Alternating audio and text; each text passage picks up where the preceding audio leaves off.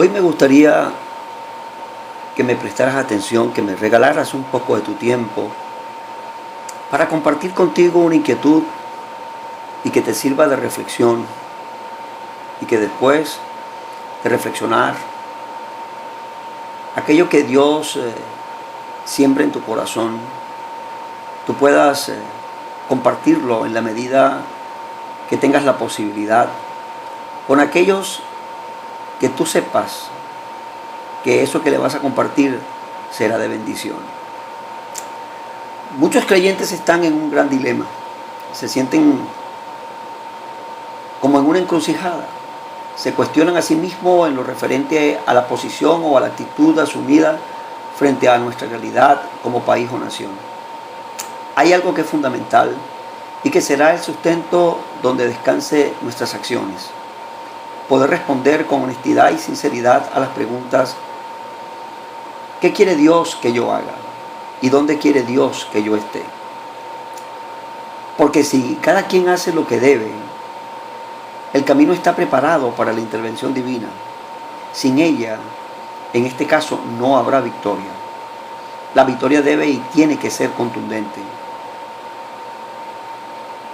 La victoria de Dios trasciende, prepara el camino para las decisiones que están por delante. La victoria de Dios, de alguna manera, condiciona las acciones que a futuro se deben tomar. Porque Dios es Dios de victorias. Dios transforma aquello que aparentemente pudiera considerarse como derrota en una victoria contundente, como fue la muerte y la resurrección de nuestro Señor Jesucristo.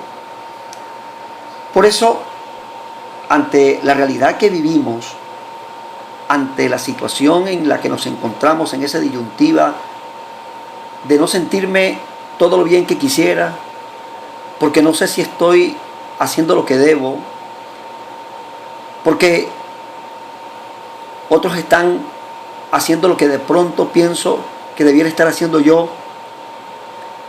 Pero la pregunta buena es: ¿y quién hará? ¿Quién hará algo que es fundamental? Algo que quisiera dejarte plasmado en tu corazón, en la reflexión. Hay dos escenarios distintos que quisiera describirles y hablar de ellos, que nos van a describir un combate entre las fuerzas del bien y del mal, pero que tienen un actor en común, o sea, a nuestro Dios eterno. Les hablo en primer lugar de la confrontación entre David y Goliat en el valle de Ela, y en segundo lugar la batalla en Refidín entre Amalek y su ejército contra Josué y su ejército. Y usted seguramente se pregunta: ¿y qué tiene que ver esto con nuestra realidad hoy en Venezuela en el año 2017 después de Cristo? Y debo responderle: mucho. Y para ello daré como fundamento lo que afirmó San Pablo en la carta a los Romanos, en el capítulo 15, versículo 4, cuando dice: porque las cosas que se escribieron antes, para nuestra enseñanza se escribieron, a fin de que por la paciencia y la consolación de las Escrituras tengamos esperanza. Les decía en una reflexión anterior que sí hay esperanza en medio de todo el marasmo de cosas que estamos viviendo, pero que esa esperanza es conforme a la palabra de Dios y según el tiempo de Dios. El ejército de Israel, junto a su rey Saúl, estaban atemorizados ante el desafío del gigante Goliat, el cual medía 3 metros 25 centímetros de altura, y no había entre ellos quien le hiciera el frente y lo venciera. Ellos veían todo esto como una derrota segura, con sus respectivas consecuencias. Ya iban 40 días y no se vislumbraba ninguna salida que les alentara, pero apareció en el escenario del Valle de Ela un personaje que hasta ese momento estaba en el anonimato, ignorado, pero que había estado siendo preparado por el que realmente tiene el timón. Ellos no contaban con David, y cuando él apareció y oyó al gigante filisteo vociferar maldición contra Dios y su pueblo, él tomó eso que tanto le atormentaba y acobardaba al rey de Israel y a su ejército como una gran oportunidad para mostrar la grandeza, la soberanía y el poder de Dios en quien él confiaba.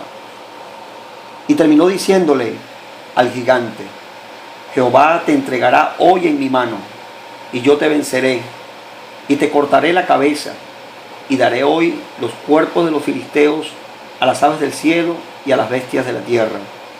Y toda la tierra sabrá que hay Dios en Israel, y sabrá toda esta congregación que Jehová no salva con espada y con lanza, porque de Jehová es la batalla, y él los entregará en nuestras manos.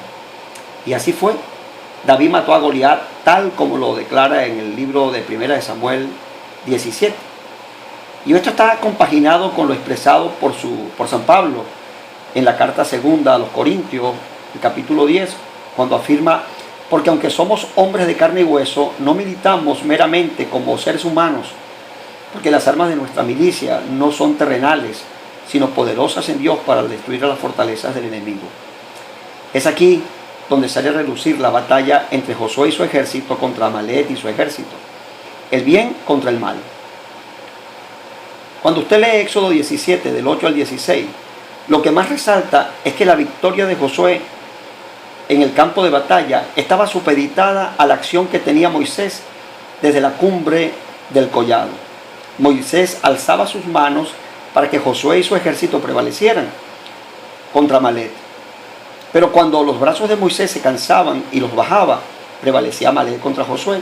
De manera que los dos compañeros de Moisés, Hur y Aarón, tuvieron que tomar los brazos de Moisés y sostenerlos para que sus manos estuvieran arriba y prevaleciera Josué hasta acabar con el ejército de Amalek y obtener la victoria.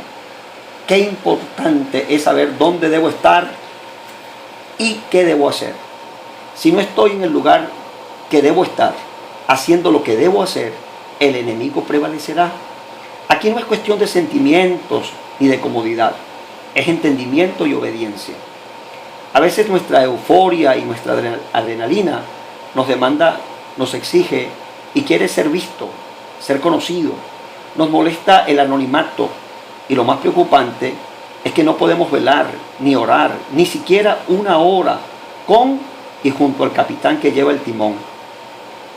Una gran mayoría de los que están en la acción operativa del campo no están preparados ni capacitados para estar detrás del telón, en los aposentos, ignorados, pero echando el carbón, que son las oraciones, las súplicas, la intercesión, que hace que así como Moisés, ¿verdad?, la resistencia surta el efecto esperado. Nuestra esperanza está en Dios y Él tiene su tiempo, nunca actúa antes y después.